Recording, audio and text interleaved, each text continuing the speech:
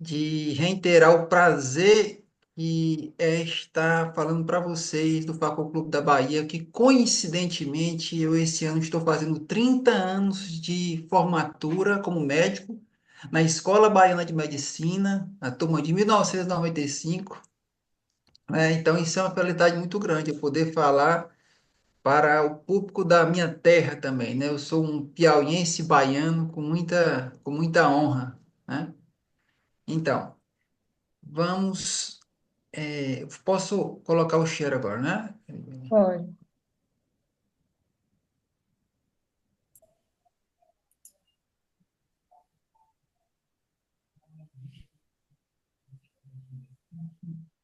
Ludmila, você vai me dizer se vai abrir a palestra ou não, tá bom? Aqui está aparecendo a tela do PowerPoint. Não, eu ainda vou colocar em apresentação de slide.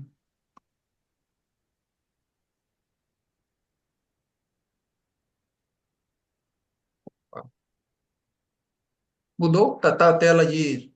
Tá Tá, passando? tá Tá passando. passando, né? Então, meus amigos queridos, é, essa palestra foi uma palestra que a gente idealizou para, ao mesmo tempo, falar de dois dos equipamentos mais modernos do mundo, cada um no seu estilo, cada um na sua característica, mas, ao mesmo tempo, convidar vocês todos para brincar, de entender o que as máquinas estão oferecendo em termos de farmacodinâmica. Nós aqui não queremos falar especificamente tão somente de Centuro, de Légio, com as suas semelhanças e com as suas diferenças. Nós queremos que você tenha recurso para identificar em qualquer equipamento de fagocitação o que ele quer dizer para você. Então, a primeira ferramenta que você tem para desenvolver a sua cirurgia é pegar uma Ferrari e entender da Ferrari, né?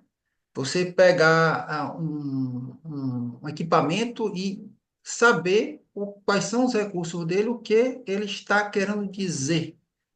Então, o objetivo é fazer essa brincadeira, fazer esse passeio, né? Os equipamentos da Alco, por si só, estão presentes na minha vida desde o começo da minha formação, mas a gente teve algumas alegrias em estar sendo testemunha histórica da evolução que houve nos últimos anos. Tive o prazer de conhecer Alejandra Torres, que é a engenheira que desenvolveu o atual Centúrio, né? A conheci no Texas em 2019, pude conversar muito com ela aqui. É um vídeo que a gente fez na brincadeira do lançamento da Active Center, da Active Center, da Quick Valve, de todos esses últimos upgrades do Centurion, né? 2019. Aqui são os dois astros da palestra, né? O Legion e o Centurion. O Legion é uma plataforma portátil, o Centurion é uma plataforma fixa, e nós vamos agora começar a destrinchar esses dois equipamentos no que eles são iguais, no que eles são diferentes. Então, e vamos ao mesmo tempo procurar entender o significado da facodinâmica deles. Então, para começar, vamos iniciar pelo ultrassom. São dois equipamentos totalmente iguais com relação a ultrassom. São equipamentos totalmente iguais, zero diferença. São dois equipamentos que levaram as modulações do ultrassom ao seu limite máximo de linearidade, em que você consegue linearizar todos os parâmetros de ultrassom, o que foi uma evolução absurda com relação aos equipamentos da década de 2000, 2010, né? Mas, eu para que a pessoa compreenda o que está acontecendo em termos de modulação de ultrassom em qualquer máquina, independente de ser máquina Alco, Johnson, Zeiss, você tem que entender o conceito de ciclo de trabalho. O ciclo de trabalho é um intervalo de tempo que decorre entre a ponteira trabalhando e o próximo trabalho da ponteira.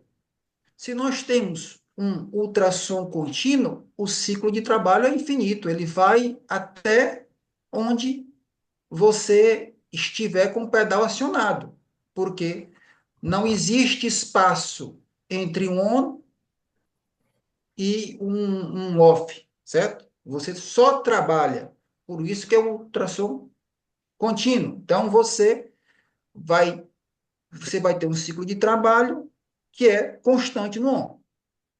Mas esse ciclo de trabalho constante no on, ele é extremamente deletério para a córnea, é extremamente deletério para a atração de fragmentos nucleares. Com o evoluir das máquinas, começaram a surgir modulações desse ultrassom, encaixar períodos de repouso nesse trabalho para que favorecesse a fluídica de atração do fragmento, para que diminuísse a repulsa, para que diminuísse as levações térmicas causadoras de tantos transplantes de córnea na década de 80, né? Então criou-se a modulação. Criou-se a modulação burst e criou-se a modulação pulse, que todas as máquinas passaram a adotar uma nomenclatura parecida. Mas o segredo, gente, é entender o ciclo de trabalho, ler o ciclo de trabalho. Então, vamos demonstrar aqui o burst. De propósito, eu coloquei os parâmetros completamente iguais de ultrassom dos dois equipamentos, com todas as linearidades possíveis, para que vocês possam brincar melhor com essa situação. Então, aqui, no modo burst, vamos entender o que está acontecendo aqui. Lembrando que nas máquinas da álcool, sempre a rajada torsional vem antes da rajada longitudinal. O que é a rajada torsional? É um movimento de báscula. Estão vendo minha mão? Estão vendo minha mão? Conseguem ver? É o movimento de báscula de um lado para o outro, né? Feito com as ponteiras curvas, né? Que é uma da vida, a balança tipo da vida, em que todo o trabalho da ponteira é feito na porção distal. Nas ponteiras da Alcon, a amplitude máxima do lado esquerdo para o lado direito é de 90 micras. Então, o torsional, lembre-se, a amplitude máxima é 90 micras. Já o faco longitudinal, o módulo longitudinal, é o efeito de Jack-Hammer, é o sopro antero-posterior. Nas máquinas da Alcon, são em torno de 120 micras de incursão longitudinal. Então, vamos lá, vamos ver o que está dizendo. Vamos, primeira coisa, desenhar o nosso ciclo de trabalho. Então, aqui, nesse modo burst, nós estamos. E outro detalhe para vocês entenderem melhor. Esses balões aqui, esses balões verdes, eles representam o estágio 3 do pedal. O início do estágio 3 e o término da incursão do pedal do estágio 3. Então, vamos começar do início do estágio 3 do pedal. Aqui nós temos, no modo burst, deixa eu ver aqui, pronto, meu mouse está aqui. Nós temos aqui, no meu mouse, uma rajada de ultrassom que dura 50 milissegundos, certo? Seguida de uma rajada de ultrassom longitudinal que dura 25 milissegundos. Então, 50 milissegundos de torsional com 25 milissegundos de longitudinal. E como seria isso? No início do estágio 3 do pedal, o torsional ele vai somente a 40% de 90 micras de um lado para o outro. Então, e o longitudinal, ele vai a 30% de 120 micra para frente e para trás, associado a um intervalo de repouso de 1.500 milissegundos. Então, 50 de torsional com 25 longitudinal e 1.500 de repouso. Qual é o ciclo de trabalho? 50 mais 25 mais 1.500. Ou seja, vai ser 1.575 milissegundos o nosso ciclo de trabalho, donde 75 milissegundos são de trabalho e 1.500 milissegundos de descanso. Desses 75 milissegundos de trabalho, 50 é torsional, 25 é longitudinal. À medida que nós adentramos o estágio tripedal, no final do estágio 3, nós vamos ter o quê? Nós vamos partir para um outro ciclo de trabalho, em que nós temos 110 milissegundos de ultrassom torsional, seguido de 50 milissegundos de ultrassom longitudinal, com 5 milissegundos de repouso. Esse ultrassom torsional, ele vai, no final do estágio 3, até 60% de 90 micra de um lado para o outro, e 55% de 120 micra para frente e para trás, tendo um ciclo de trabalho de quanto? 110 de torsional, mais 50 de longitudinal, 160, mais 5 de repouso. Então, nosso ciclo de trabalho, ao final da incursão do estágio 3 do pedal, é de 110 mais 150, 160, mais 5, 165. Então, o ciclo de trabalho no início do estágio 3 do pedal é de 1.575 milissegundos. E o ciclo de trabalho no final do estágio 3 do pedal é de 165 milissegundos. Você vê a diferença enorme? Nós entendemos o ciclo de trabalho. Vamos agora trabalhar a modulação pulso naquele mesmo sentido. São dois equipamentos também completamente iguais no pulse, com todas as linearidades possíveis do pulse. E isso não é tão antigo. Isso é recente, essa modalidade do pulse, principalmente com relação à quantidade de pulsos por segundo, também ser linear. Então, vamos fazer o mesmo trabalho. Vamos identificar o ciclo do trabalho. Então, no início do estágio 3 do pedal, nós temos aqui, vamos aqui, bora para a regrinha do pulse. Nós temos 60 pulsos por segundo, ou seja, 60 pulsos por 1.000 milissegundos. O que quer dizer isso? É que você divide o segundo, que é 1.000 milissegundos, em 60 pedaços. Aqui na calculadora, nós vai dar em torno de 16,6 milissegundos. 16,6 milissegundos. É meu ciclo de trabalho. 16,6 milissegundos. Donde? Esse 16,6 milissegundos que nós temos, 35% dele vai ser uma rajada de torsional. 30% uma rajada de longitudinal. E o resto? O resto, que é 35 mais 60, 35 mais 30 vai ser de 35 milissegundos, porque o que sobra da porcentagem, se eu tenho 35% de torsional, 30% longitudinal, o que sobra é repouso. Então, qual é o meu ciclo de trabalho? Meu ciclo de trabalho é 16,6 milissegundos, né? 35% de 16 milissegundos dá em torno de um terço, né? Então, cerca de um terço de torsional, com um terço de longitudinal e outro terço de repouso. Então, meu ciclo de trabalho de 16,6 milissegundos está assim distribuído.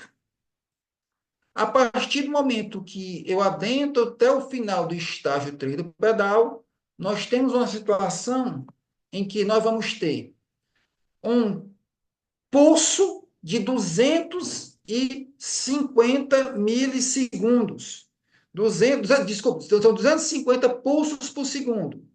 250 pulsos por segundo em 1.000 milissegundos vai dar um ciclo de trabalho de 4 milissegundos, que é absurdamente pequeno. Absurdamente pequeno. Então, quando você preseta o equipamento aí a 250 pulsos por segundo, você vai ter seu ciclo de trabalho todo tendo que durar 4 milissegundos.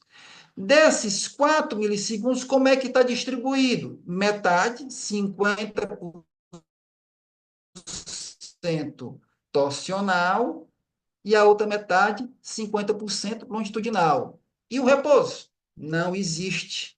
E essas pegadinhas você tem que ter sempre cuidado, principalmente no modo pulsado. Você tem que saber que a porcentagem de repouso é o que sobra do torsional mais do longitudinal.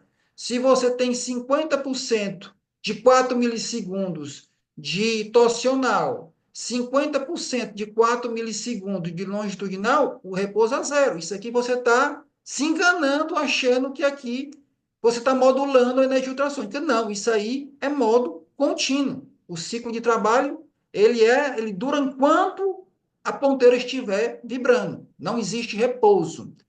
E como seria essa situação? 50% do tempo em torsional, com a ponteira indo até 60, indo a 60% de 90 micras para um lado para o outro, e indo a 55% da incursão de 120 micras para frente e para trás do efeito Jack Hammer. Então, a dica, procurar sempre identificar o ciclo de trabalho, independente da máquina que você está utilizando, é fundamental para você saber como você vai evoluir na sua cirurgia. Existem inúmeras maneiras diferentes de se fazer uma cirurgia com poupança de energia. Agora, você não ganha expertise somente repetindo o que está sendo feito. Você ganha expertise entendendo o que a Marta quer dizer, porque aí você vai ter mais recursos para sentir o seu ideal. Existem pessoas que trabalham maravilhosamente bem com pulse, com burst, porque são características pessoais que lhe colocam mais ligado a um modo de poupança do que ao outro.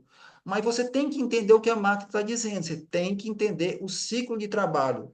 A máquina pode confundir você de todas as maneiras, usar nomenclaturas diversas, mas você tem que entender o ciclo de trabalho, né?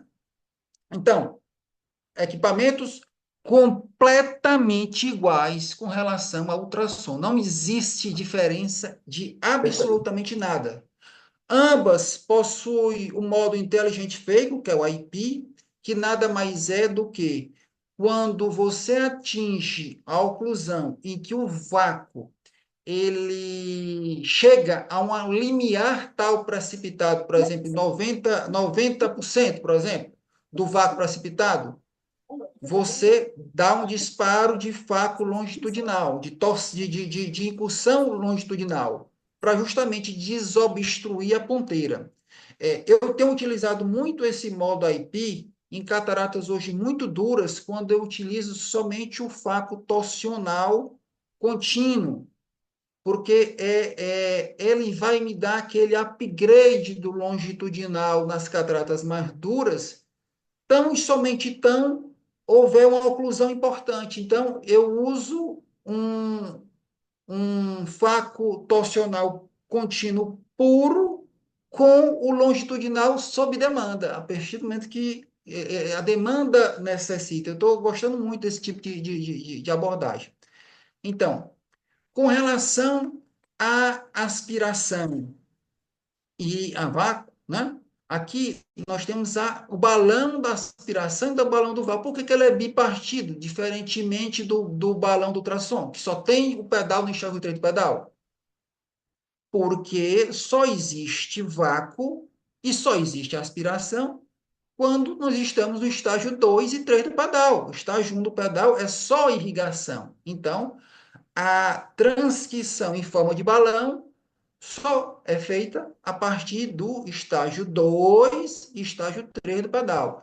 Então, são dois equipamentos que, de maneira totalmente igual, eles conseguem controle linear total nas fases 2 e 3 do pedal, tanto do vácuo quanto da aspiração.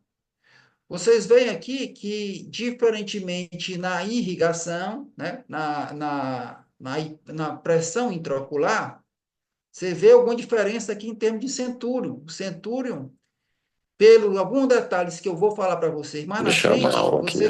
você consegue O que trabalhar acontece? aqui Aqui, seu Pedro, no são balão três tipos de tripartido. colírio. Um que é lubrificante, que tem um monte de É, nome. tem Pode alguém pôr com nos o dois som aberto olhos. aí, E os outros, que é atropina, passando maxidex, colírio. é só do lado direito. Isso tudo tem dentro da sacola do senhor, tá? Ah, tem? Tem. Só Você que eu não consegue, estou Se Ludmila? achando acabar, aí se quiser, quem compra é que mais. tá. Então, pronto. Ah, Então, Eu não estou conseguindo achar quem é que tá tá aqui, tem aberto. ali. Tem. é passando colírio de atropina. Doutora Cristiane, Ludmila, se você abrir a é lista minha amiga, dos minha amiga. nomes, Então, primeiro, por isso, não vale. Tá? Ela falou para mim que eu estou 20 anos paciente Ah, dela. ok. Consegui aqui, pronto. Então, aqui na irrigação, né, que depois eu vou comentar com a barra de tratamento com vocês, nós temos o balão tripartido. Por que o balão tripartido? Porque a irrigação tem tanto no estágio 1, 2, 3 do pedal. Então, o Centurion consegue linearmente preceptar a sua pressão intraocular no estágio 1, no estágio 2, no estágio 3 e nas transições de um para outro, né? Eles têm recursos similares em termos de vacuum rise time, né? O que é o vacuum rise time?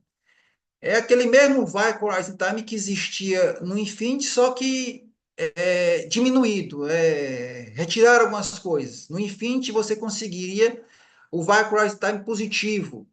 Tanto no Centuro como no Legio, você só pode fazer o vacuum rise time negativo. O que quer dizer isso? Nada mais é do que um modo de oclusão. A partir do que você oclui a ponteira, no vácuo rise time positivo de antigamente, você acelerava a bomba na quantidade de vezes que você gostaria que acelerasse, para que o vácuo precipitado chegasse mais rápido ao que você está desejando. Já no vácuo rise time negativo, é o contrário. A partir do momento que você oclui a ponteira, a bomba começa a trabalhar de maneira mais lenta para você chegar mais lentamente ao vácuo precipitado. O Centurion, pelas características que eu vou mais na frente conversar com vocês, ele tem a capacidade também de regular tanto a velocidade, o tempo em que essa pio vai ser atingida, muito importante naqueles pacientes que têm um diafragma posterior, diafragma cristaliniano, hídrico cristaliniano, bem profundo, né? Os pacientes automíopes, para diminuir aquele efeito de dor, né?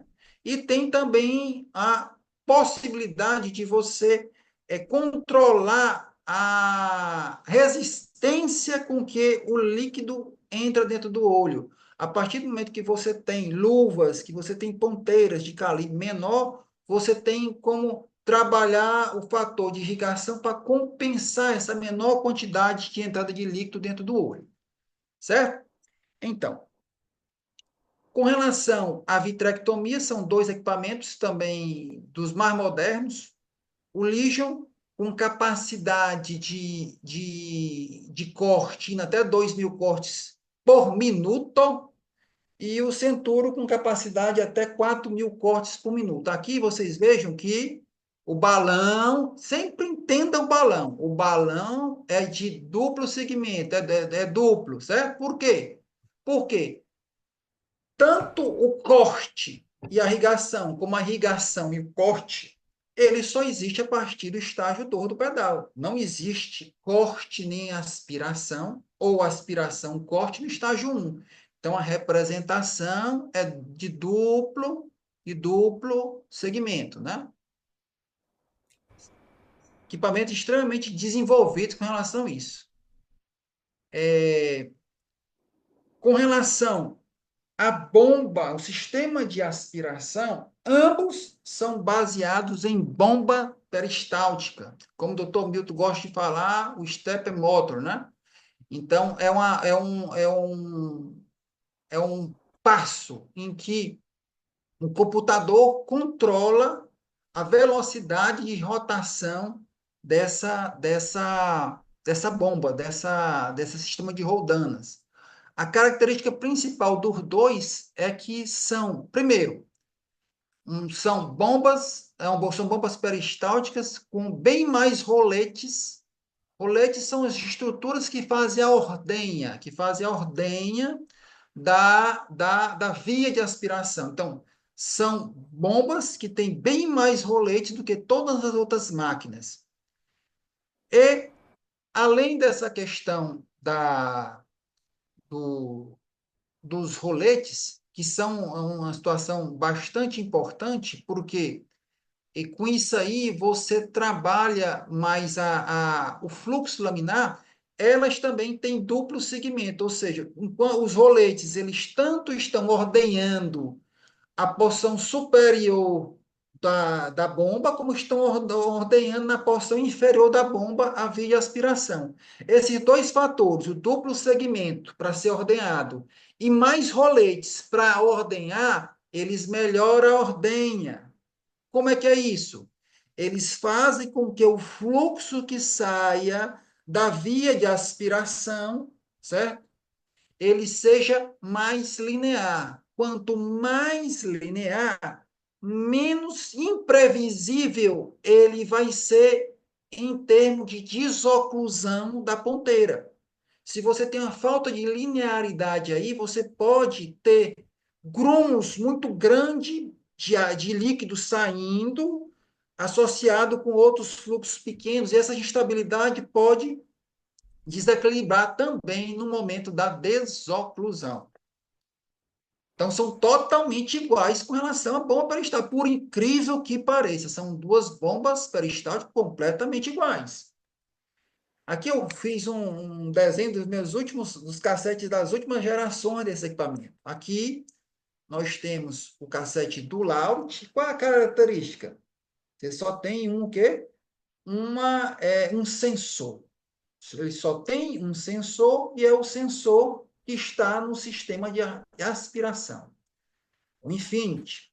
Aqui nós temos o Laut também com um único sensor, também logo após o quê? A via de aspiração. Então, é um sensor de aspiração. E aqui são também os cassetes do Legion e do Centurion completamente iguais. Por incrível que pareça, os cassetes do Infinity e do Centurion são completamente iguais. Em termos de aspecto visual, que muda a coloração atrás de um e de outro, mas são completamente iguais. O que vai mudar são as funcionalidades que estão ligadas em cada um. O Legion, pela característica até do sistema de irrigação que ele possui, ele tem off vários dos sistemas em que o Centurion tem on. Então, outra característica que é bem marcante com relação a esses dois equipamentos é isso aqui, gente. Como evoluiu isso aqui? A cada geração de máquina, você tem uma evolução desse sistema de aspiração. Esse sistema de aspiração, essa via de aspiração, quanto mais estreita ela for, melhor.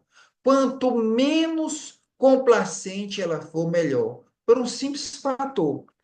É que, pela equação de Poncelet, o fluxo que passa através de uma via qualquer, de uma via de aspiração qualquer, é diretamente proporcional ao raio à quarta potência. Ou seja, trocando em miúdos, quanto maior o diâmetro dessa via de aspiração, mais líquido irá passar por ele numa seção de segundo. Ou seja, tudo que nós não queremos para que aconteça o quê? O surge, que eu costumo dizer que é o quê? Surge nada mais é do que qualquer situação em que esteja saindo mais do que entrando de dentro do olho, gerando um desequilíbrio hemodinâmico, hidrodinâmico, desculpa. Então, opa. Como características desse cassete, nós temos aqui, pela primeira vez, a presença de dois sensores. O que é isso? Nós temos um sensor na via, deixa eu localizar meu mouse, na via de irrigação, tá aqui a irrigação entra para dentro do cassete. Aqui, esse sensor lê a pressão de que essa irrigação está entrando dentro do cassete, certo? Esse líquido vai até essa ventoinha aqui, passa por essa ventoinha, volta por essa via de irrigação e vai para dentro do olho. Então, o momento em que o sensor de pressão de irrigação lê a pressão é nesse exato instante. É a pressão que vem por essa via de aspiração. E nós temos um sensor na via que vem na via de aspiração, que está catando todo o líquido que sai de dentro do olho pela caneta. Então, essa via de aspiração, adentra o cassete, é lido a pressão em que nós estamos trabalhando nessa via, a pressão de aspiração, o sensor de vácuo de aspiração. Essa aspiração, essa via de aspiração passa por essa ventoinha e sai dentro do olho. E o que são essas ventoinhas? Viu, doutor Milton? Fazendo uma comparação com os AIS, é um equipamento quadripump, né, nesse caso. Aqui nós temos duas vias, duas ventoinhas, que fazem o quê? A partir do momento que você lê a pressão de irrigação, essa ventoinha de irrigação gira. A partir do momento que você lê a pressão de aspiração, essa via de aspiração gira. Mas o que acontece? A partir do momento que o sensor de irrigação lê a pressão de irrigação, a pressão que vai estar dentro do olho, essas ventoinhas trabalham de maneira simétrica, tanto jogando líquido para dentro do olho, no caso da número 3, como tirando o líquido de dentro do olho, número 2.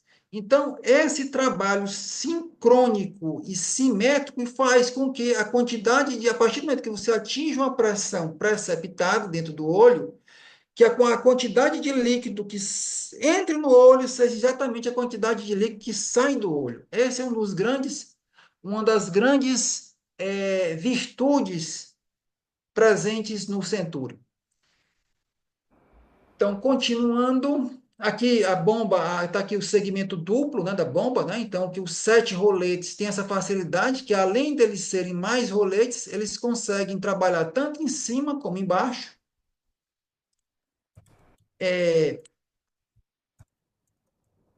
Como aqui nós temos um sensor de pressão de vácuo, que é fundamental para você ter equilíbrio e você preceptar o seu equipamento diante dos possíveis surge, né, dos possíveis má relações do que entra e que sai dentro do olho. É muito importante você saber aonde está o seu olho. É o mesmo mecanismo que tem de você medir a pressão no nível do mar, medir a pressão no nível da montanha e medir a pressão no fundo do mar. Vai depender de onde você está. Por isso que é tão importante essa situação, o PEL, o Patient Eye Level, em que no Centurion, no Legion, você simplesmente mede quanto que o olho do paciente está do sensor de pressão do vácuo. Se ele está no mesmo nível, ótimo. Mas se ele não está no mesmo nível, o aparelho vai saber que ele está, por exemplo, a 12 centímetros abaixo do nível do sensor de pressão do vácuo e vai fazer a devida correção. Se ele estiver a 12 centímetros acima do nível sensor de vácuo, ele também vai fazer correção. Claro que você está dificultando ao máximo a cirurgia, você está querendo que a água suba a montanha, fazendo com que o olho do paciente fique acima do nível do sensor de pressão de vácuo. Por isso que nos equipamentos mais antigos, principalmente da Alco, que não havia esse recurso de medir o PEL, simplesmente se dizia nunca coloque a cabeça do paciente acima do nível do cassete. Era por causa disso, porque o sensor de pressão de vácuo porque a cabeça do paciente acima do sensor de pressão de vácuo vai dificultar a hidrodinâmica. E já o Centuro tem essa facilidade que no modo Centuro sem Active Center, então vamos falar mais na frente, você consegue regular através desse sistema digital, né? Então, no Legion você mede, no Centuro você consegue aplanar, colocar no mesmo nível o olho do paciente de maneira digital. Bem, com relação nós já falamos que no ultrassom eles são totalmente iguais, controlam completamente todas as linearidades do ultrassom. A gente já falou que com relação ao funcionamento da aspiração e vácuo, eles também são iguais. Vamos agora entrar numa diferença fundamental entre os dois equipamentos e entre a maioria dos equipamentos existentes hoje, né? São duas classes completamente diferentes. Uma, o Legion, em que ele se baseia a sua irrigação na gravidade. Quanto mais alta a gravidade, maior a velocidade com que o BSS desce pela via de irrigação. Via de irrigação esta que, do contrário da via de aspiração, que tem que ser quanto menos calibrosa possível e mais complacente possível, o ideal é ser o menos calibrosa e o menos complacente possível. A via de irrigação é o contrário, ela tem que ser o mais complacente possível e o mais calibrosa possível, porque pela lei de Purcell, você tem que o fluxo ele aumenta diretamente proporcional ao raio à quarta potência. Então, quanto mais líquido passar por esse raio à quarta potência, melhor. Então, eles baseiam na irrigação gravitacional, ou seja, quanto maior a altura da garrafa, maior a velocidade de infusão do líquido, maior o que nós chamamos de capacidade de recuperação a um desequilíbrio. Só que esse sistema, que é um sistema associativo, como o doutor Bill gosta de falar muito, ele associa a velocidade de infusão e a capacidade de recuperação ao desequilíbrio a uma pressão intraocular aumentada. Você não tem como aumentar a velocidade de infusão, aumentando a altura da garrafa, sem, consequentemente, aumentar muito a pressão intraocular, que em muitos casos você não deseja. Em muitos casos é muito deletério para o olho. Então, o sistema de irrigação do Legion é um sistema de irrigação gravitacional.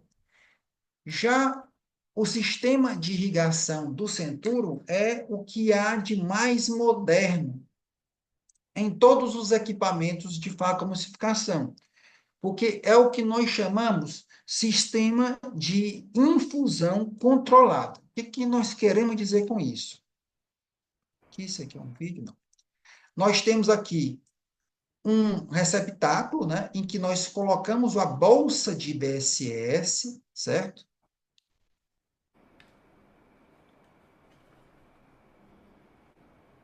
Essa bolsa de BSS vai ficar lacrada, aí vai ficar presa. Observem a bolsa. Observem que essa bolsa tem um plet que que ele vai para frente e para trás.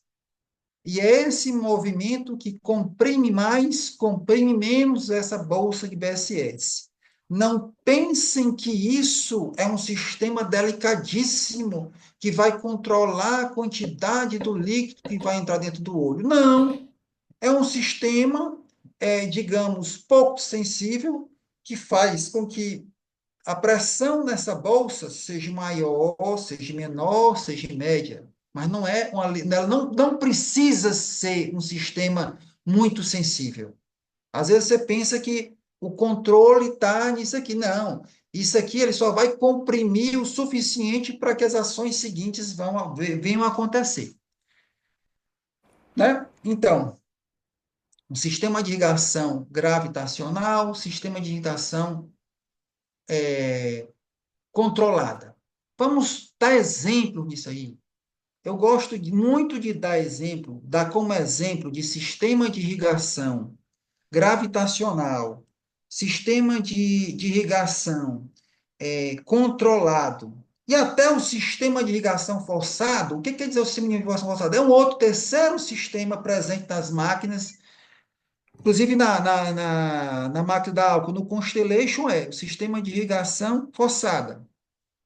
É um sistema de pressurização, um ar comprimido ou com nitrogênio, que é conectado à bolsa de BSS, que não precisa estar elevada de nada, que não depende de nada, a gravidade, pode essa bolsa estar até dentro do equipamento, que ela pressuriza o BSS, e à medida que ele aumenta a pressurização do BSS, o fluido sai através da via de irrigação com mais velocidade. Ou seja, quanto maior a pressão, a pressurização da bolsa, maior a velocidade de infusão, maior a velocidade, a capacidade de recuperação do desequilíbrio. Mas só que, infelizmente, maior a pressão intraocular. É também outro sistema de associação entre a velocidade de infusão e a recuperação, a capacidade de recuperação do desequilíbrio com a pressão intraocular. Então, como é que nós podemos dar exemplo disso aí? Imagine a nossa cidade. A nossa cidade, imagine a nossa casa, recebendo da central de tratamento de água que tem um sistema de caixa d'água, de gravidade, né? Que ela é localizada em alguns pontos da cidade, em que a água da rua, que nós chamamos, chega até nossa casa através da tubulação externa que é colocada pela empresa detentora da água na cidade. Aquilo ali é um sistema de infusão gravitacional. A caixa d'água do sistema de abastecimento d'água está numa certa gravidade e ela vai chegar com mais força em algumas casas, aquelas casas que estão gravitacionalmente mais baixas do que o sistema de irrigação, do sistema de abastecimento, e vai chegar com menos força naquelas casas topograficamente que estão mais altas, né?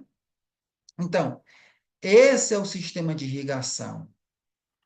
Se por acaso nós vamos ter casas que recebem água numa força muito maior do que desejam, até causando, às vezes, rompimento das suas tubulações internas, como nós vamos ter casas que, às vezes, quase que não recebem nem água. Mas toda vez que ela recebe água numa velocidade muito grande, vai estar havendo uma pressurização exagerada nas canulações dentro da própria casa. Esse é o sistema de infusão gravitacional. E como seria o sistema de infusão controlada? É como se na sua casa você simplesmente não só você simplesmente você colocaria uma caixa d'água própria. Por quê? A água da rua chegaria até a sua caixa d'água. Pode ser com muita velocidade, com baixa velocidade, não ia causar problema algum, porque estaria enchendo a caixa d'água. E toda a demanda da casa iria ser sobre demanda. Se você está numa casa, você de repente tem 10 pessoas e chegam inúmeras visitas, nós vamos ter 30 pessoas. Basta simplesmente você regular a válvula da caixa d'água e fornecer água somente para o uso dessas 30 pessoas. Você não precisa, para alimentar, para abastecer a água dessas 30 pessoas, com uma água vindo da rua, que ela entre com toda a força nas suas canulações. Então, é mais ou menos isso aí. E como seria o sistema de infusão forçada? Seria aquele sistema nada mais, nada menos do que a central de abastecimento da água, preocupando-se com aquelas casas que eventualmente estão altas demais, que quase que não têm o efeito de gravidade, jogasse ar comprimido naquelas tubulações que descem para aquelas ditas casas. Ela iria fazer com que mais água chegasse nas casas que até então não recebiam pela simples gravidade, mas só que elas iam sobrecarregar. À medida que fosse com muita velocidade, elas iam sobrecarregar o sistema de tubos de tal casa, né? Então, mais ou menos seria esse um exemplo bem simplório para diferenciar infusão gravitacional, controlada e forçada. Mas esse equipamento evoluiu mais, o Centura evoluiu mais, e aí começam a se marcar as diferenças entre os dois representantes de do faco, como faco portátil e faco fixo. Aquele que eu falei anteriormente, o sistema de infusão controlada, e hoje o Active Center, que eu considero uma grandiosíssima evolução, que tornou realmente o Centurion um passo adiante. Por quê?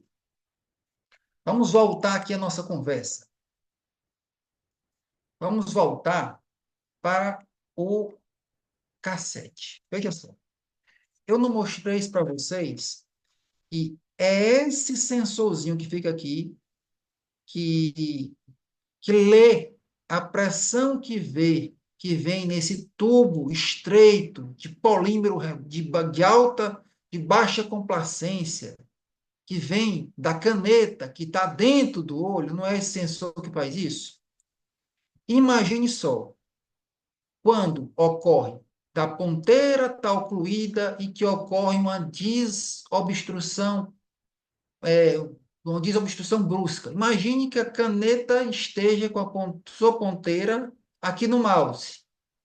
O tempo em milissegundos que vai levar para esse sensor de vácuo detectar que não está vindo mais líquido, porque está ocluído, e que, de repente, a pressão que era positiva, que era a pressão hidrodinâmica, do que o próprio fluido fazia arrastar, agora a pressão está virando negativa, porque está se formando vácuo.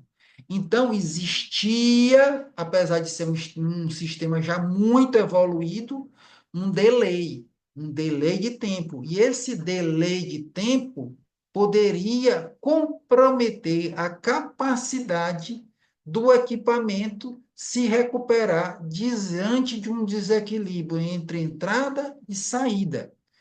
Então, e você vai parar para pensar por que que ocorre o surge? Se você está, por exemplo, estou trabalhando com 40 de aspiração, estou trabalhando com 400 de vácuo, eu estou com minha caneta dentro do olho e não acontece nada.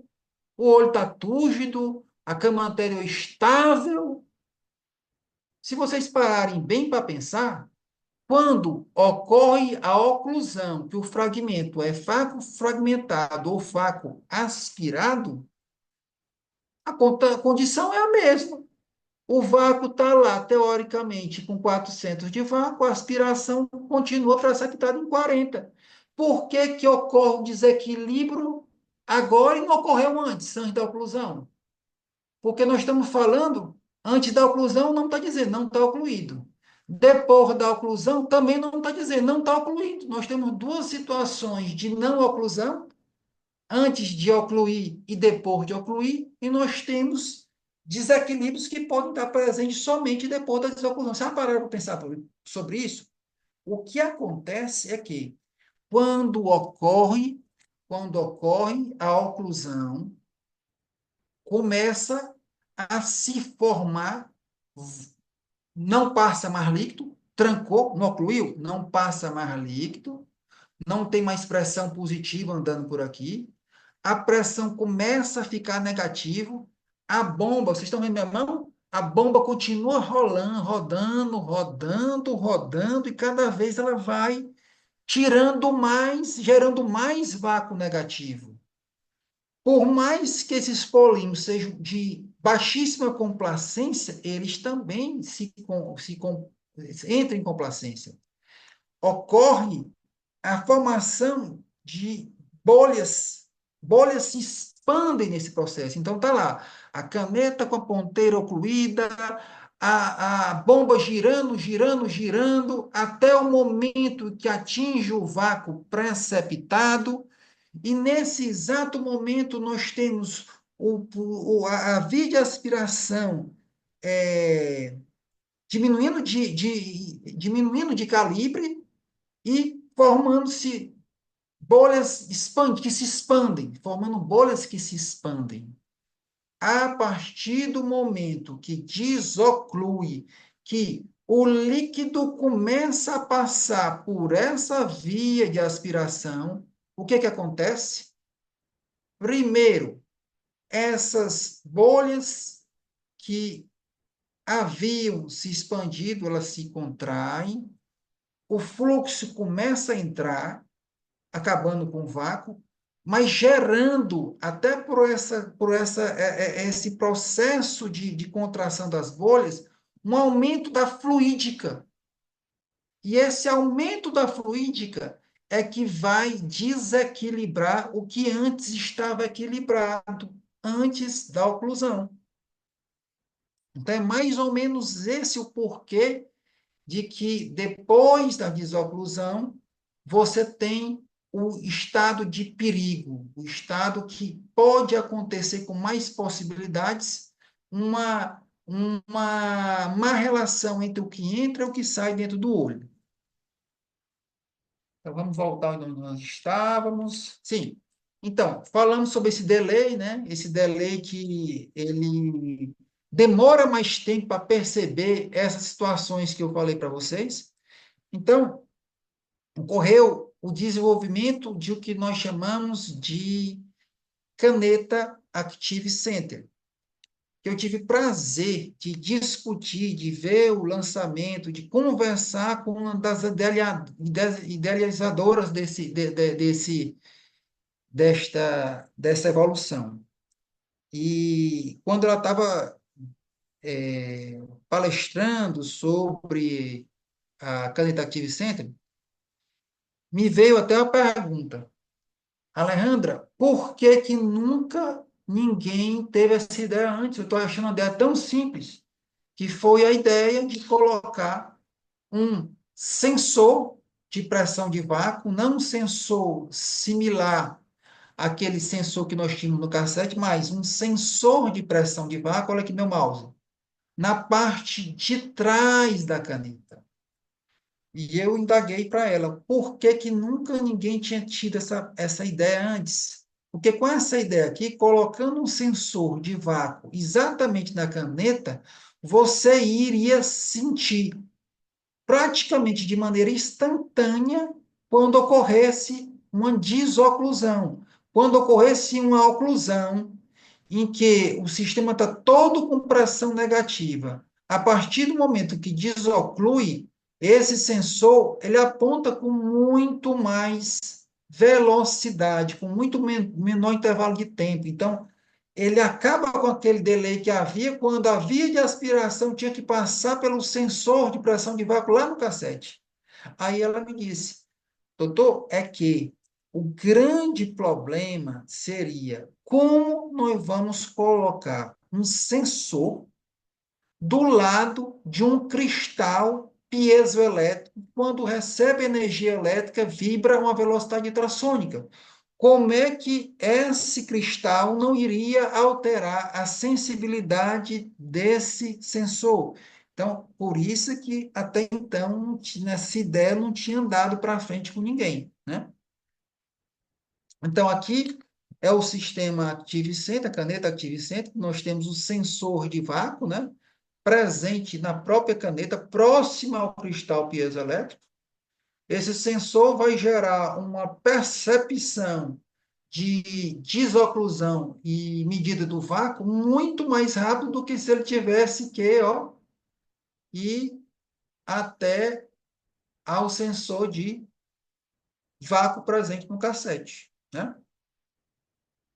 De maneira simultânea, esse mecanismo de enfrentamento do desequilíbrio, também a Alco desenvolveu na caneta, com a caneta Active Center no Centurion, e esse sistema não tem no Legion, apesar de que o Legion tinha tudo para ter, né? Na minha opinião, a Alco não colocou por questão de privilégio para o Centurion, né? Porque como só mexe com os sistemas de rotação, da ventoinha de irrigação, não seria nada difícil de colocar também no lixo, né? Opinião nossa. Então, o sistema de Quick Valve.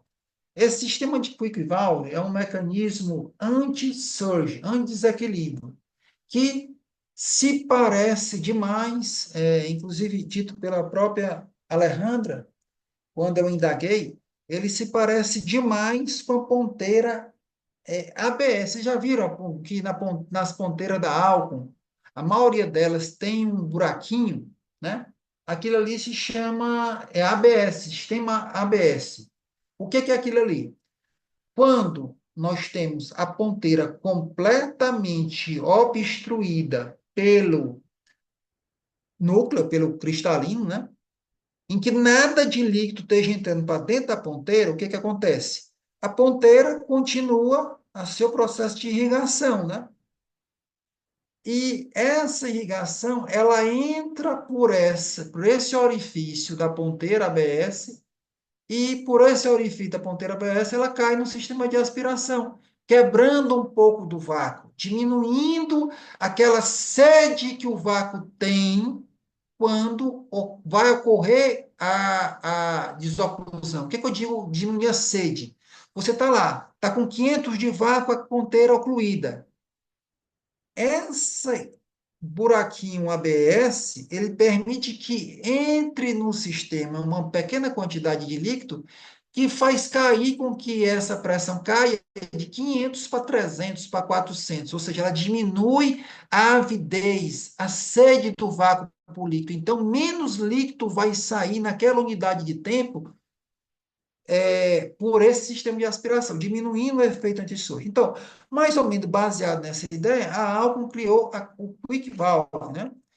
Que nada mais é, deixa aqui um vídeo.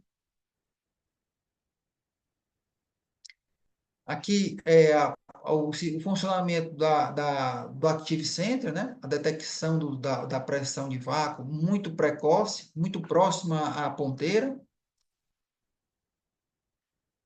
Aqui o funcionamento dos plates comprimindo o BSS. Aqui nesse vídeo, o funcionamento do Quick Valve, você lembra? Aqui, ó, tá vendo? Essa aqui, o que é isso aqui? É aquela roldana, aquela ventoinha que gira nesse sentido, jogando líquido para dentro do olho. Ao passo que o seu opositor essa ventoinha girando no sentido contrário, no sentido contrário, jogando aspiração, jogando o líquido para fora do olho, tirando o líquido do olho. Então, o mecanismo que eu falei que é a rotação simultânea das duas simétricas, o que acontece? Quando ocorre uma desobstrução, uma obstrução, oclusão, que não está passando líquido nenhum para dentro da via de aspiração, porque a ponteira está ocluída, ocorre que esse quick valve, essa válvula, através de sensores, detecta isso aí e ela joga um pouco de líquido na via de aspiração, fazendo um mecanismo, de maneira reversa, fazendo um mecanismo muito similar àquela ponteirazinha ABS, né? Você diminuir a sede do vácuo logo após a oclusão. Quick valve. Aqui, um vídeo bastante conhecido e famoso, uma obra de arte aqui do Dr. Milton Yogi, né? Em que nós estamos aqui, Dr. Milton está trabalhando com uma pressão dentro do olho preceptada em 20, o que as pessoas jamais imaginariam que fosse possível, fazendo com uma certa tranquilidade uma catarata, trabalhando com níveis bastante altos de vácuo, né? Ou seja, você, sob demanda, consegue trabalhar no vácuo mínimo possível e você ainda consegue ter estabilidade. É mais ou menos, um exemplo, se naquela sua casa, se lembra daquela casa, que nós tínhamos uma caixa d'água, em que nós normalmente receberíamos 10 pessoas e passássemos a ter 40 pessoas dentro da casa, nós chegássemos na caixa d'água, na regulação da válvula da caixa d'água, e quiséssemos poupar o máximo possível a água, porque aqui não vai ter desperdício nessas tubulações. Vai ter líquido na tubulação da casa só o suficiente para atender essas 40 pessoas. Nós não queremos desperdício aqui. Você regula a válvula que sai da caixa d'água para alimentar tão e somente tão um fluxo que consiga abastecer essas 40 pessoas. Ou seja, você consegue trabalhar com pressões dentro do olho muito mais baixas do que em outros equipamentos. O que é isso? É fundamental. Pacientes, principalmente pacientes com glaucoma terminal. Eu hoje costumo dizer que, nas minhas mãos, tipo assim, eu me sinto na obrigação, às vezes, de um paciente que tem glaucoma terminal, eu operar com Active Center, porque eu vou tentar fazer, não os 20 do Dr. Milton, e eu sou bem mais limitado, mas eu posso trabalhar com 40, com 50, né, de pressão e não agredir tanto esse nervo óptico. Ao mesmo tempo em que nós podemos trabalhar com a pressão tão baixa, nós podemos também trabalhar com pressões altíssimas e realizar o que nós chamamos de FACO West Free. Você tentar fazer o máximo possível a sua cirurgia sem FACO fragmentar, e sim FACO aspirar. Vamos dar um exemplo na casa. É como se nós tivéssemos não só mais 20 pessoas morando na casa, e você tivesse agora aquelas 40, mas só que nós liberamos à vontade para essas 40 pessoas. Podem ligar todas as torneiras ao mesmo tempo, porque nós basta chegarmos na válvulazinha da caixa d'água e regular para que esse fluxo entre com toda a quantidade, ou seja, a nossa caixa d'água, ela tem capacidade de deixar de responder a um desequilíbrio, ela tem capacidade de gerar uma velocidade de infusão capaz de responder a um desequilíbrio, sem, no entanto, acabar com a tubulação da nossa casa, sem, no entanto, aumentar a pressão intraocular de maneira demasiada. E nós podemos também trabalhar com níveis mínimos de agressão à tubulação, trabalhando com pressões muito baixas. Essas foram as grandes virtudes do Centurion, ou seja, são dois equipamentos magníficos. Agora, minha opinião pessoal, são o sistema portátil mais evoluído que nós temos, o sistema fixo mais evoluído que nós temos. Na minha opinião, se eu for ter uma clínica em que eu só opero no mesmo lugar, meu equipamento dos sonhos. Se eu for operar em vários lugares diferentes, a plataforma portátil é sensacional e, em termos de ultrassom, em termos de muitos dos parâmetros do Centuro, elas são iguais. Mas, aquela coisa, muita coisa igual, pouca coisa diferente, mas muito importante. As poucas diferenças que existem são extremamente importantes. Então, muito obrigado, gente. Estamos aberto a conversar com todos, será um prazer enorme. Muito obrigado a todos vocês, aos discutidores, à Ludmila, aos nossos queridos conterrâneos da Bahia e dos demais estados do Brasil que estão assistindo a essa palestra. Obrigado, professor Luiz. Foi excelente. Muito bom mesmo. Doutor Milton, você quer comentar?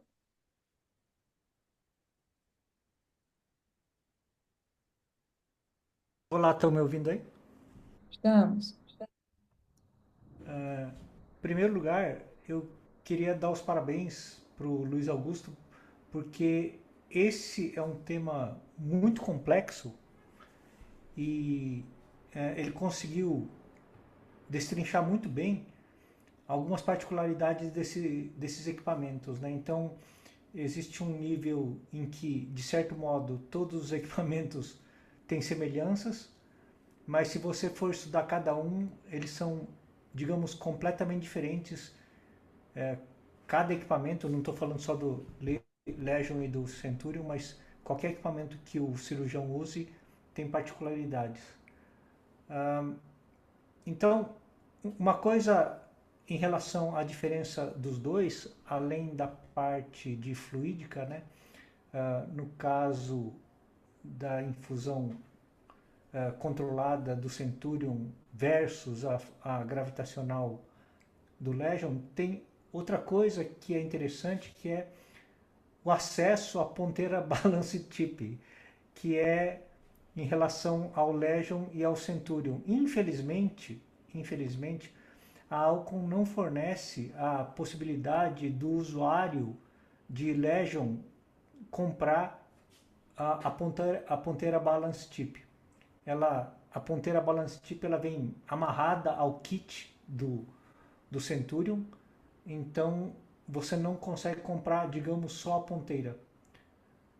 Por outro lado, eu acho que quem usa o Legion pode procurar a possibilidade de conseguir com colegas que tenham ponteira balance, e eu estimulo muito a fazer isso, porque realmente o desempenho da ponteira Balanced, quando comparado com a ponteira Kelman, é diferente.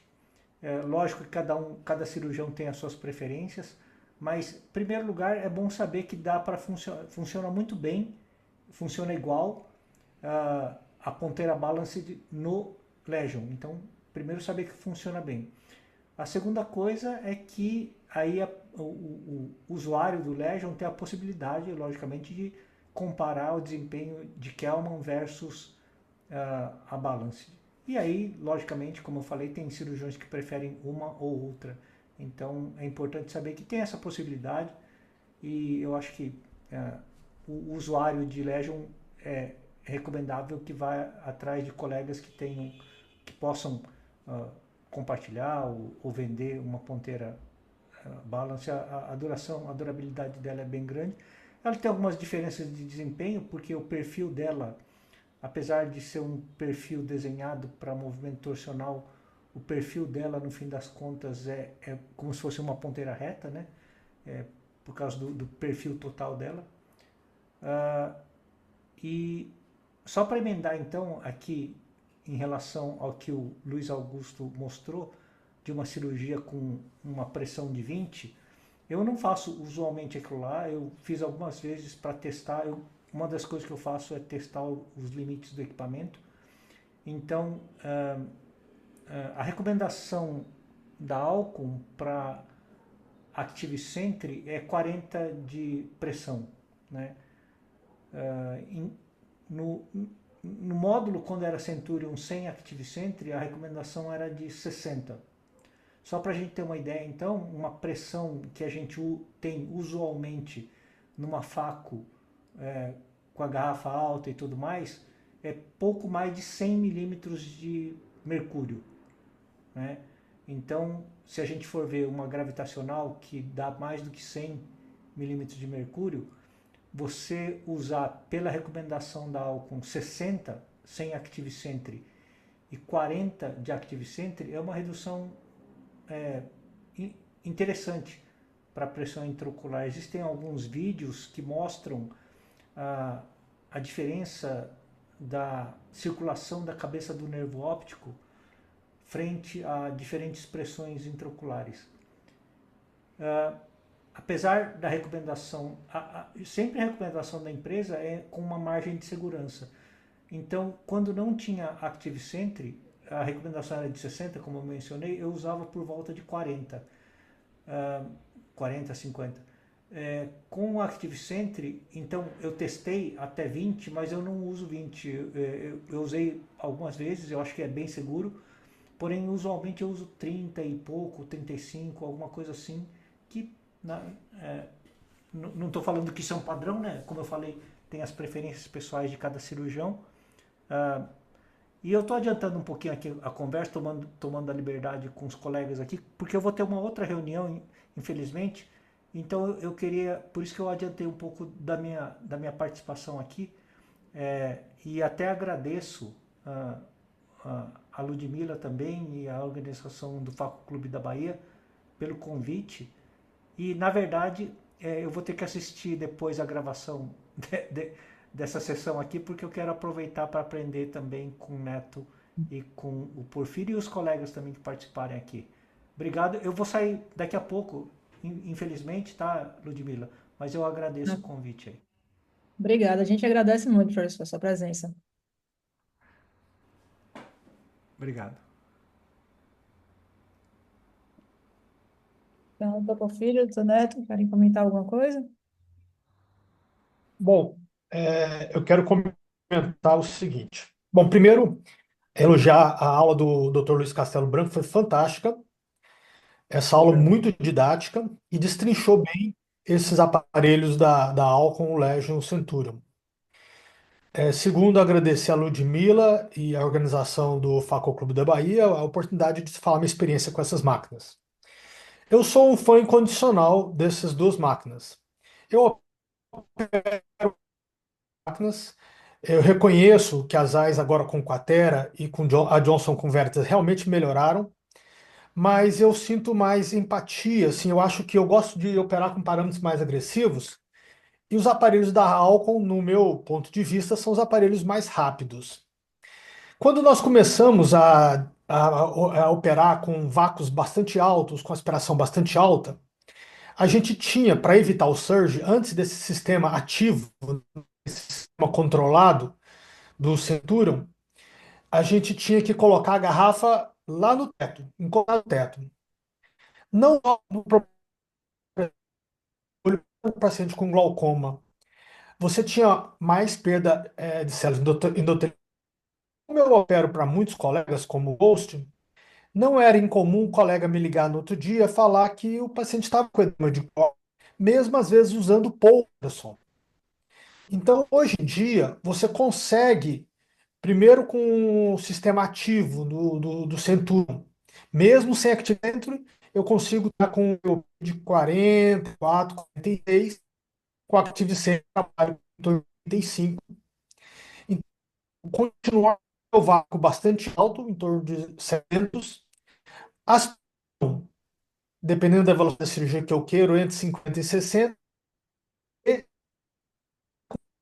o olho muito alta. E no outro dia é notório os colegas me falarem, já tem alguns anos, né, que a gente tem usado o Centurion, que o edema de córnea nas primeiras 24 horas realmente diminuiu, porque o olho, durante o tempo da cirurgia, o olho não está tão pressurizado, você não tem 100, 110, 120 milímetros de mercúrio, você tem 40, muito próximo das pressões fisiológicas. Então, uma das coisas que eu sou apaixonado nesse sistema da Alcon é a velocidade da cirurgia. Acho que as máquinas da Alcon elas são mais rápidas. Não estou aqui, eu estou aqui sem nenhum tipo de conflito de interesse, apenas uma opinião pessoal. E a gente consegue, hoje em dia, com Centurion, principalmente com Active Sentry, ter, nas primeiras 24 horas, córneas bastante claras. Primeiro, porque você trabalhou durante a cirurgia com a pio baixa, e segundo, que como você usou um vácuo alto, o vácuo ele já faz muito o papel. Hoje em dia, o vácuo consegue fazer o papel do ultrassom. Porque se você tem 700 plus, por exemplo, você consegue no núcleo uma cruz, às vezes até duas cruzes, trabalhar com praticamente zero ou zero de ultrassom. E o que mais nós queremos é córneas claras nas primeiras 24 horas. Os pacientes estão muito exigentes, são lentes multifocais, pacientes pagam caro. Eu opero como Ghost, o colega também quer aquele efeito wall do paciente no período de consultório. Com 700 plus, usar muito, muito pouco ultrassom. Né? Eu venho de uma época, em 2001, o Fine publicou um artigo sobre Power Modulation, que basicamente é o que o Luiz Castelo Branco falou muito bem. Naquela época a gente não entendia muito bem o que era isso, mas foi um divisor de águas. Você ter o tempo off para esfriar a ponteira, só para você ter uma noção, a gente fazia catarata nigra em 2000 e a gente tinha queimadura corneana. Hoje em dia praticamente não existe mais queimadura corneana, mesmo em catarata nigra, por causa desse tempo de resfriamento, esse tempo off. Então, Power Modulation, no meu ponto de vista, foi um grande divisor de águas. Entender o ciclo de trabalho tão bem explicado pelo Luiz Castelo Branco também é uma coisa muito interessante. E eu só queria colocar uma pequena pimentinha aqui. Muita gente às vezes faz errado. Se você quer, vamos supor que você esteja com um torsional de 50 e você vai trabalhar com um núcleo mais duro, as pessoas costumam primeiro aumentar o torsional para depois aumentar o ciclo de trabalho, o ciclo ON. O certo é você primeiro aumentar o ciclo de trabalho, vamos supor que você está ali com 40, você passa a 60, se não for suficiente, depois você aumenta a ultrassom. Então, primeiro aumenta o tempo de trabalho, o tempo ON, para depois trabalhar, aumentar o tempo. Então, basicamente, era isso que eu queria colocar. A minha caneta Active Center já está com 3 meses que ela está estragada, mas eu sinto muita falta dela. Basicamente, os colegas no primeiro dia de pós-operatório me ligando, falaram: "Ó, a córnea estava clarinha, trabalhar com pressão fisiológica é uma tendência atual. A gente tem essa tendência hoje de trabalhar com pressões muito próximas da fisiológica, não só para pacientes glaucomatosos, para você não ter incidência menor de Irvine Gas, para você ter menos perda endotelial, menos agressão à córnea. A filosofia moderna é trabalhar com pios próximo da fisiológica e com vácuos o mais alto possível para ele substituir em partes ou totalmente o ultrassom, para que você tenha uma córnea mais clara nas primeiras 24 horas. Obrigado, Ludmila. Basicamente, essa é a minha contribuição. Obrigada, doutor. Eu ia até exatamente perguntar isso, que a gente discutiu na aula passada do Mailani essa questão do que seria melhor fazer primeiro, aumentar o torsional ou aumentar o ciclo de trabalho. Eu ia até perguntar já, para a gente explicar ao pessoal também. Obrigada, doutor Neto. Primeiro a gente aumenta o ciclo de trabalho para depois aumentar o torsional. Isso, perfeito. Luiz, parabéns pela aula. A gente o assunto facodinâmica, quando a gente entra nesse aspecto mais físico e mais da engenharia do aparelho, é bastante difícil de compreender, e o Luiz é um savant nessa área. Eu tive o prazer de receber a visita do Luiz lá na nossa clínica em São José dos Campos, passou o dia comigo e me ensinou muita coisa e realmente e desenvolveu alguns parâmetros para mim, né, Luiz? Que eu uso e realmente a gente sabe que o conhecimento que ele tem disso é fantástico. Eu acho que a gente pode aproveitar a aula que ele deu para estimular os cirurgiões em geral, não só os cirurgiões iniciantes, mas também os cirurgiões experientes, para aprender mais sobre a sua máquina, porque, claro, ele mostrou algumas particularidades das máquinas da Alco, mas todas as outras máquinas têm características, elas têm potencialidades que muitas vezes o cirurgião não aprende, não explora. Então, eu acho que aquela comparação, né, que o Luiz fez no começo, não adianta ter uma Ferrari se você não sabe dirigir uma Ferrari, né?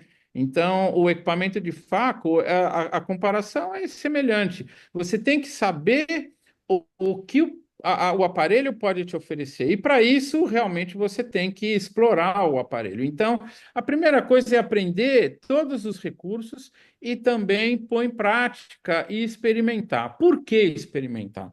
Uma das maiores dificuldades que a gente tem na facoemulsificação é que parâmetro a gente não consegue transportar de cirurgião para cirurgião sem alguma modificação, porque não são só características da máquina que a gente está falando. Claro que parâmetros que a gente olha numa determinada máquina são bem diferentes, muitas vezes, de parâmetros de outra máquina, por vários motivos, né? Espessura de tubo, tipo de ponteira e tal. Aí vem também o que a gente comentou, o jeito que o cirurgião opera, né?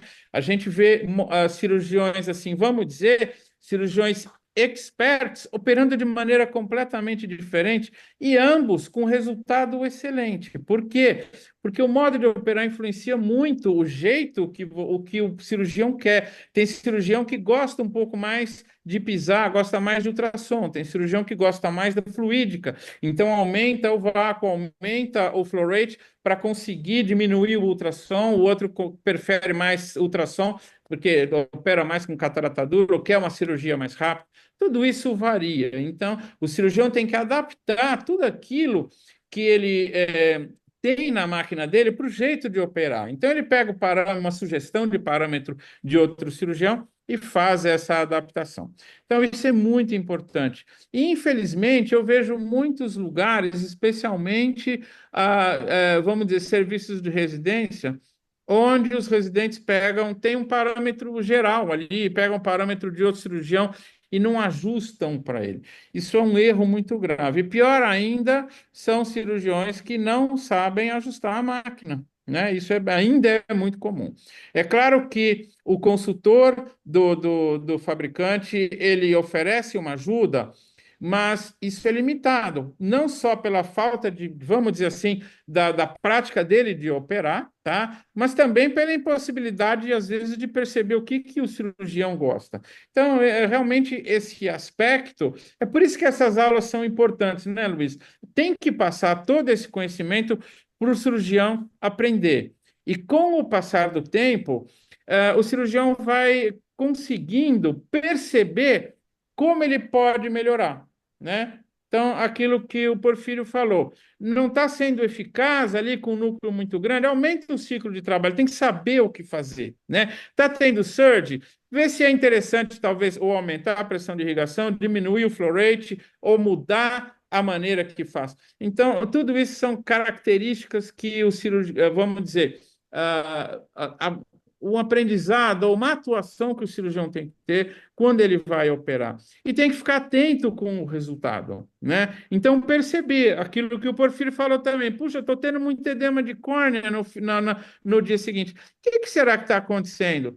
Pode ser muito ultrassom, pode ser muito fluxo, né? Não só ultrassom, mas muito fluxo intraocular. Pode ser que você está tendo pelo fluxo grande, muito turbilhonamento, então você tem que melhorar o seu manejo dos pedaços, tudo isso é importante. Então, realmente, a cirurgia de facoemulsificação, ela é personalizada para o cirurgião, né? Por quê? Porque o jeito dele operar vai influenciar muito. É por isso que, às vezes, você transporta na mesma máquina, do mesmo jeito, do mesmo ponteiro, mesmo tamanho de incisão, um cirurgião fala, nossa, isso é horrível para mim, e o outro gosta, né? Então, isso realmente é fundamental. Luiz, eu discordo que o Centurion é uma máquina fixa, tá? Eu carrego Centurion, carrego Ah, Constellation, Inuit, dá para carregar. é. Então, eu estou brincando, tá? Então, às vezes a gente é obrigado a levar a máquina, né? Claro que o ideal é a gente ter a máquina em cada lugar, tudo. E nesse aspecto, eu acho que o Legion, né, é uma máquina que fantástica, porque ele realmente, vamos dizer, é muito comparável com o Centurion em resultado. Tá? É muito parecido para operar. Claro que a gente não tem a fluidicativa, tá? A gente tem esse senão, mas realmente é uma máquina que agora a Alcon acertou, porque quando ela lançou o Laureate, que era a máquina portátil, infelizmente eles não colocaram o ultrassom torsional, né?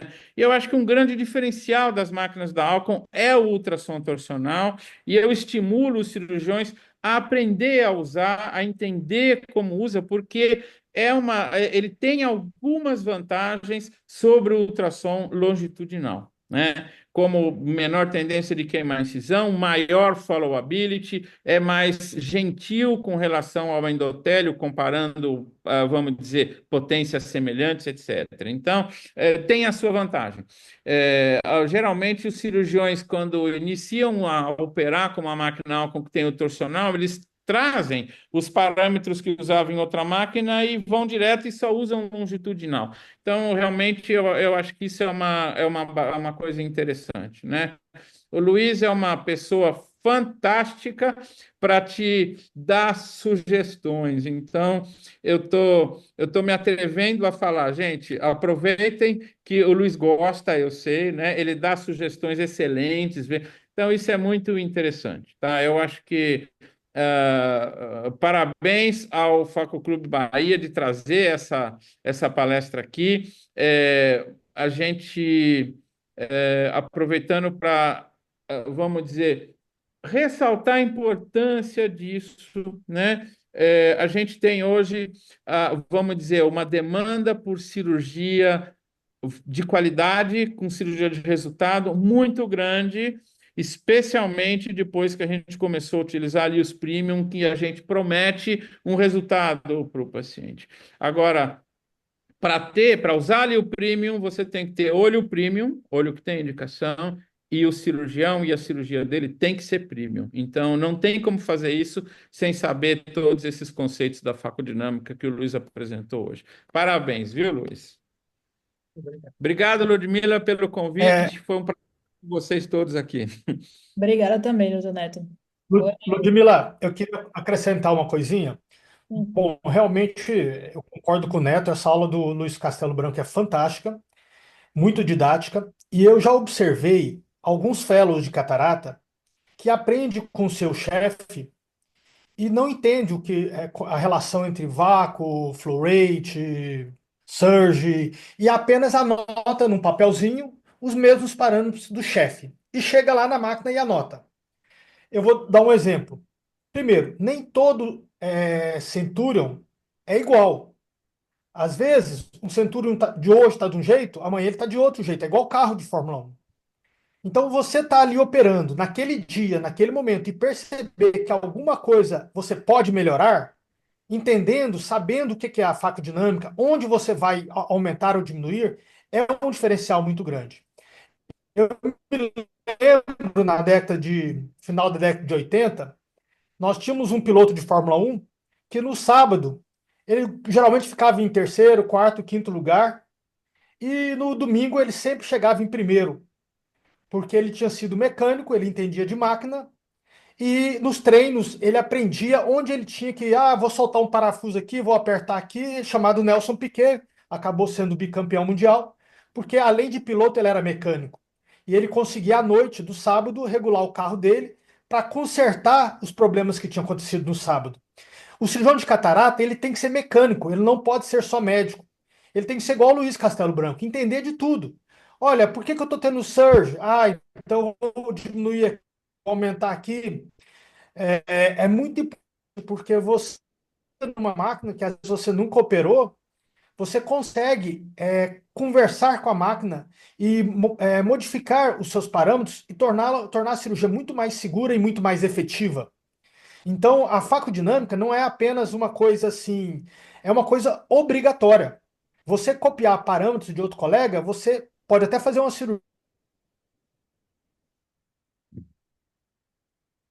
Cada dia uma máquina está de um jeito, um Centurion que está em Brasília é diferente de um Centurion que está em Minas Gerais. E eu que eu viajo muito para operar, eu começo as primeiras cirurgias, eu vou regulando os meus parâmetros para que eu ganhe mais efetividade e mais segurança. Facodinâmica é muito importante para isso, para você saber onde você vai alterar. Inclusive, existiu uma época onde as empresas falaram: o flow rate tem que ser 10% do vácuo. Isso é um começo de uma orientação. Muitas das vezes eu não respeito isso. Às vezes, para aquele dia, eu tenho mais cirurgia, eu preciso de mais rapidez. Tem dia que, às vezes, eu estou operando para colegas, às vezes a segurança, às vezes eu preciso de um pouco mais de segurança, eu tenho menos cirurgias. Então, para que que você vai ficar com receita de bolo? A aspiração é 10% do vácuo. Não precisa, não é obrigatório isso, não. Muitas das vezes, os meus parâmetros não têm nada a ver com esses 10%. Às vezes eu quero uma cirurgia muito rápida, eu tenho que abaixar o vácuo e coloco o flow rate no máximo. Então, entender facodinâmica é um divisor de águas entre aquele cirurgião que faz uma cirurgia arroz com feijão e aquele cirurgião que a primeira cirurgia é de um jeito e a última cirurgia está muito mais acertada, está muito mais refinada. Porque ao longo do dia ele foi vendo onde ele poderia melhorar, onde ele poderia acertar, né, para que ganhasse efetividade, eficiência e segurança. Perfeito, professor. Exatamente. Alguém quer perguntar alguma coisa? Alguém quer participar de alguma forma? Não? Então, Luiz, queria agradecer de novo sua presença. Ô, Lu, Foi só mais sensacional. uma coisinha. Diga.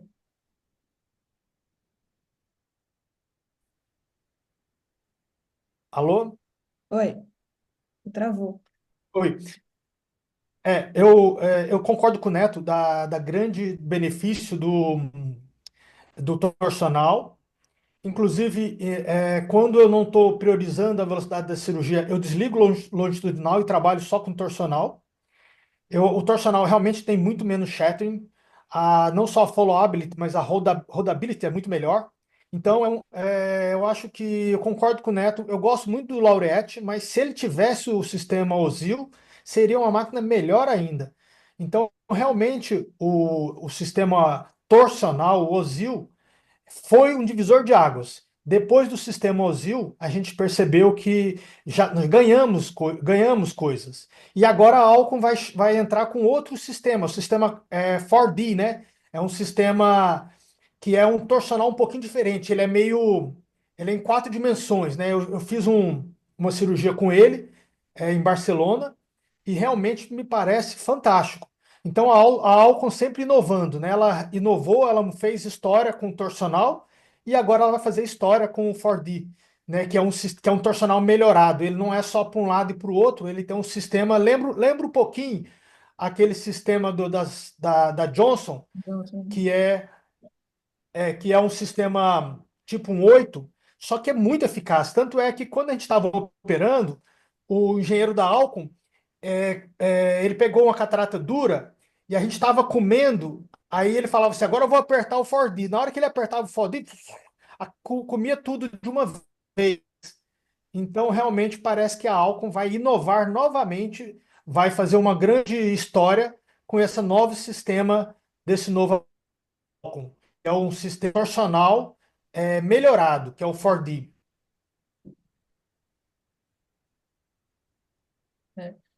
Esse elíptico da Johnson, ele é bem legal, mas o problema é que aquele Intuitive, o Compact, ele é bem, comparando com o Legion e com o Centurion, é bem mais lento, né? Ele tem uma fluídica mais difícil de controlar também, pelo surge que ele fica. Os, a- os aparelhos da Johnson, eles têm esse ponto fraco, eles são um pouco mais lentos, mas eles têm o Wi-Fi, que é um faco um pouco mais frio, que realmente é mais friendly para o endotélio corneano. Mas em relação, para quem gosta de operar rápido, o Intuitive, os aparelhos da Johnson, eles dão um pouco de aflição, eles são aparelhos um pouco mais lentos. Agora, sábado eu estava operando no Intuitive, e mesmo sendo um aparelho mais lento, se você entende faco dinâmico, você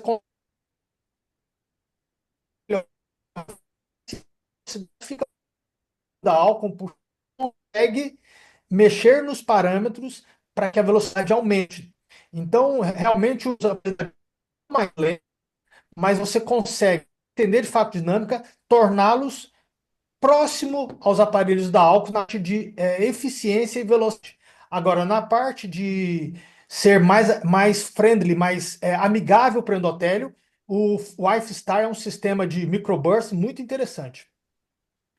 Sim, sim. Eu ainda não fui lá para poder usar e fazer aqueles ajustes que a gente tinha conversado. Os meninos lá no grupo até também estavam falando da luvinha também, né? Que o pessoal da Johnson acaba falando que é aquela amarela dá para usar na 275, mas fica com aquele vazamento constante.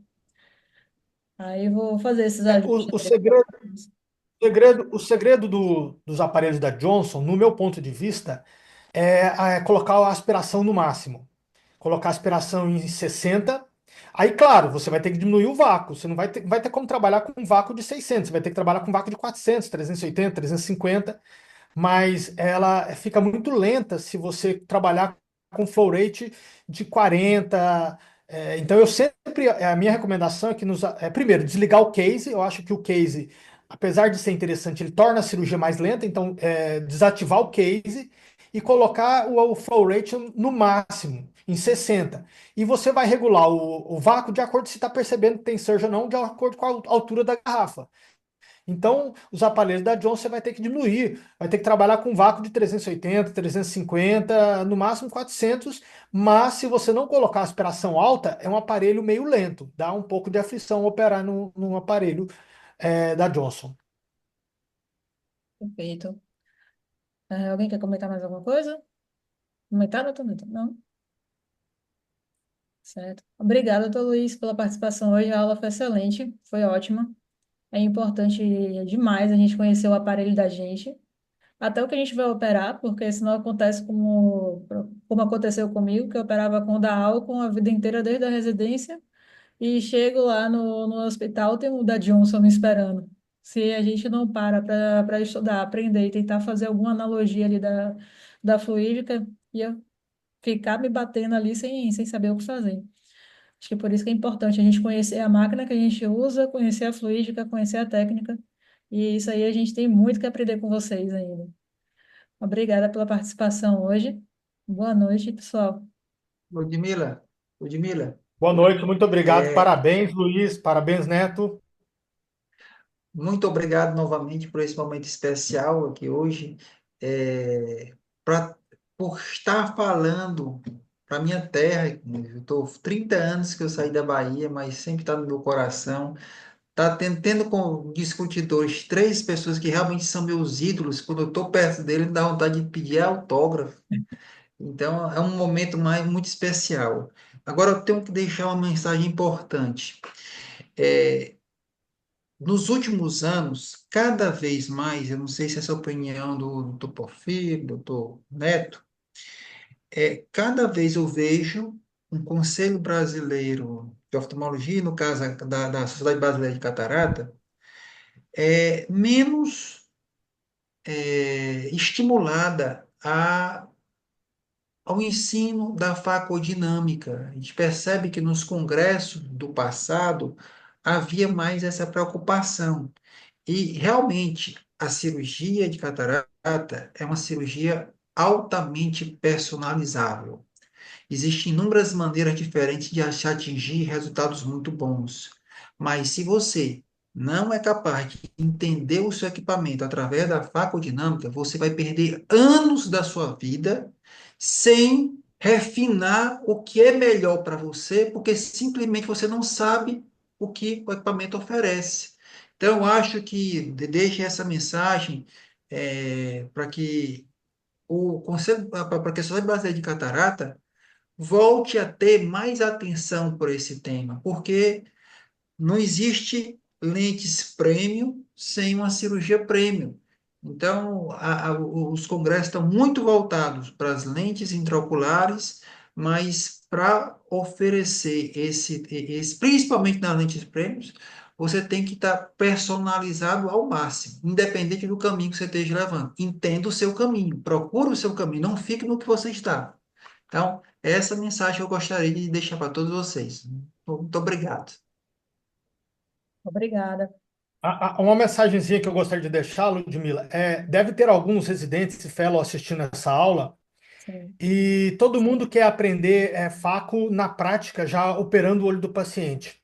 Existe um livro do Barry Seibel, de facodinâmica, que ele foi a primeira pessoa a começar a perceber detalhes na cirurgia que fazia com que você, muitas coisas explicadas até pela física, como torque, outros parâmetros físicos, nesse livro do Barry Seibel, de facodinâmica, todo mundo tem que ler esse livro antes de começar a fazer facomulsificação, para você poder, pelo menos, ter o básico de facodinâmica.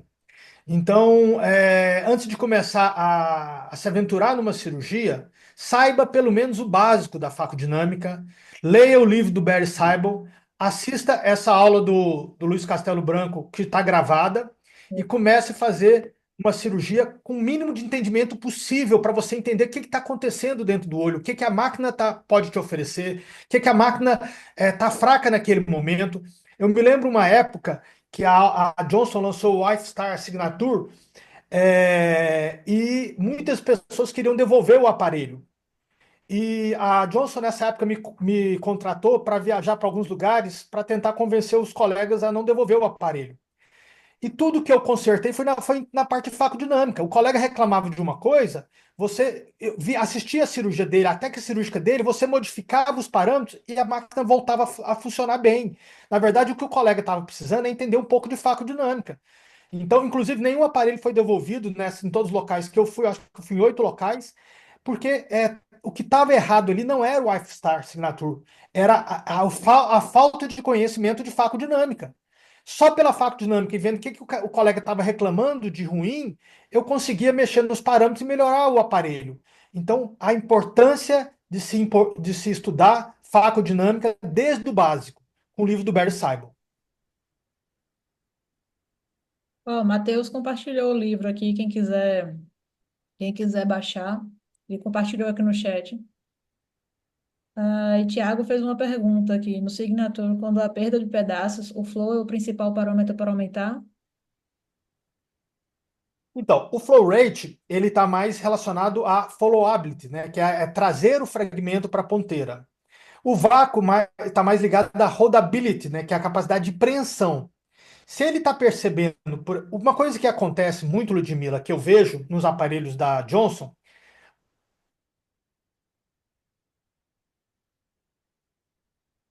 Gravou, professor.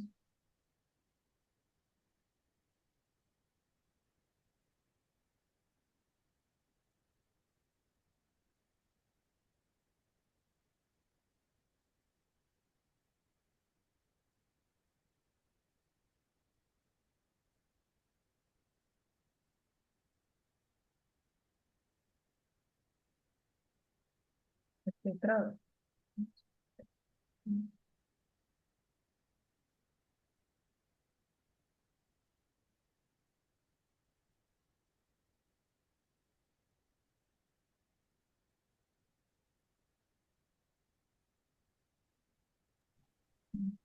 o papel caiu, deixa eu ver se ele... Eu acho que ele perdeu a conexão.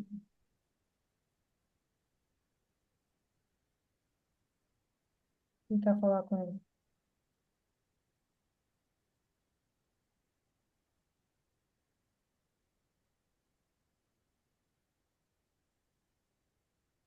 Só enquanto não retorno, a gente não consegue retorno do Porfírio, eu vou complementar um pouquinho aí na resposta, né? Então, só lembrando que o Tiago perguntou era se no Signature, quando há perda dos pedaços, o flow é o principal parâmetro para aumentar. Na verdade, o que a gente está discutindo serve para qualquer aparelho, né?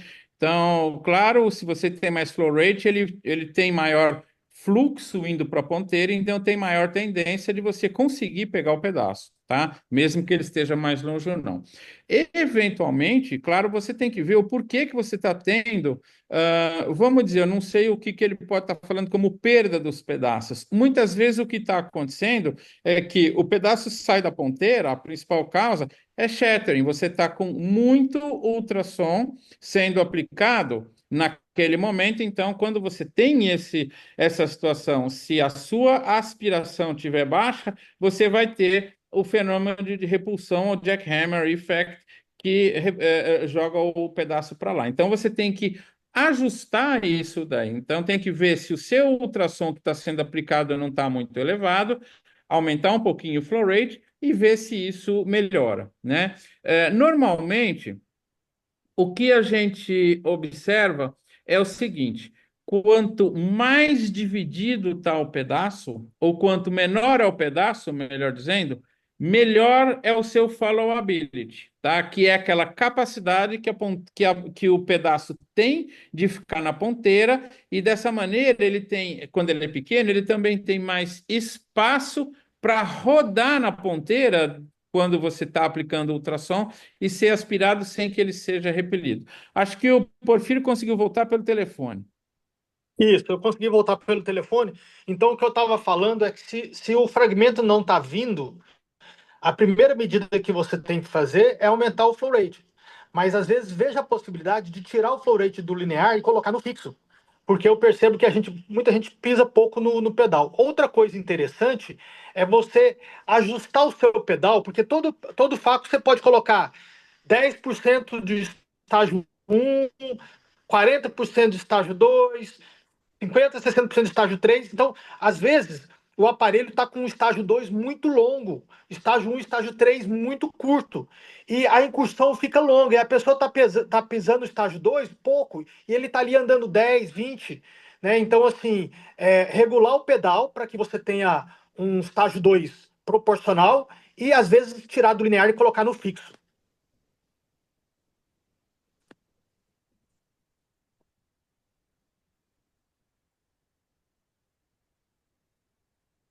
É. Alguém quer perguntar mais alguma coisa, pessoal?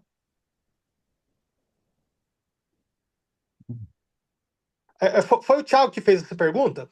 Foi, ele mesmo. Só mais uma coisinha. Às vezes, quando você for configurar o pedal, eu sempre gosto de colocar o estágio 1 o menor possível. A maioria dos aparelhos são 15%. Eu gosto, se eu quero velocidade, aí eu vou ter que ter um estágio 3 mais,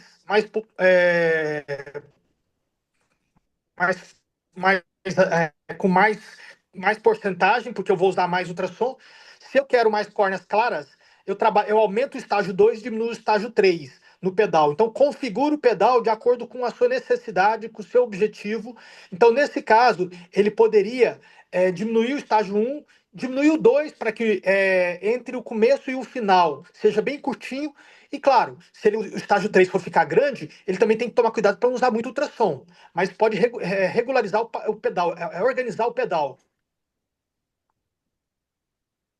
Perfeito. Acho que é uma coisa que ninguém, pelo menos eu nunca lembro de verificar.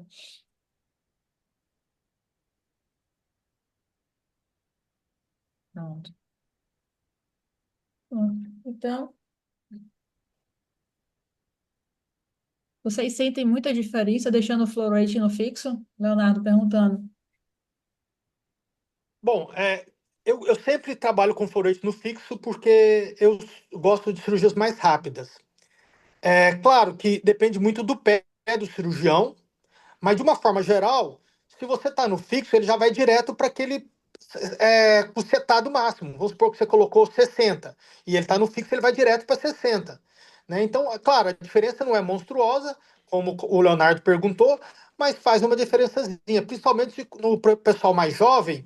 Eu percebo que os fellows às vezes ficam com medo de apertar o pedal para não ter, no estágio 3 para não ter ruptura de cápsula, e fica muito superficial e fica com o pé muito leve. Se você tem um pé muito leve, o fixo faz diferença. Se você tem um pé pesado, o linear e o fixo ficam muito parecidos mesmo.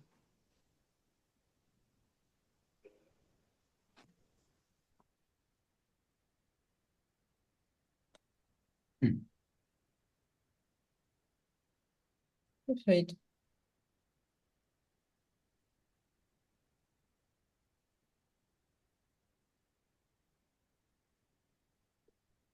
Ótimo. Alguém para perguntar mais alguma coisa, gente? Não? Pronto. Então, acho que podemos encerrar. Então, foi excelente a discussão, muito boa mesmo. Obrigada ao, aos quatro, né? Que o doutor Milton, infelizmente, não pôde mais continuar, mas doutor Neto, doutor Porfírio, doutor Luiz, principalmente. Obrigada mais uma vez por estarem aqui e ajudar a gente a aprender cada vez mais. E uma salva de palmas para você, Ludmila, que sempre organizando facoclubes da Bahia muito bons. Eu sei como você gosta de ciência, como você está sempre nessa vibe. Então, parabéns pela organização do Facoclube da Bahia. Não só esse, mas dos que eu já participei de 2, e você está de parabéns. Então, uma Ah, salva de palmas para a Ludmila. obrigada, professor. Mas tenho que agradecer também em nome de meus colegas aqui do Facoclube, que eu acabei não falando, Vitor França, que está aqui também, Marcela, Léo, que estava perguntando também fazem parte também do grupo. Me deu esse apoio para conseguir fazer essas reuniões também. Então, parabéns aos 4. Obrigada. Obrigada, gente. Boa noite a todos e Boa a noite. Boa turma do noite Mailândia a até todos. semana Pessoal, que boa vem. noite. Tchau, boa noite. Boa Tchau. noite. Boa noite.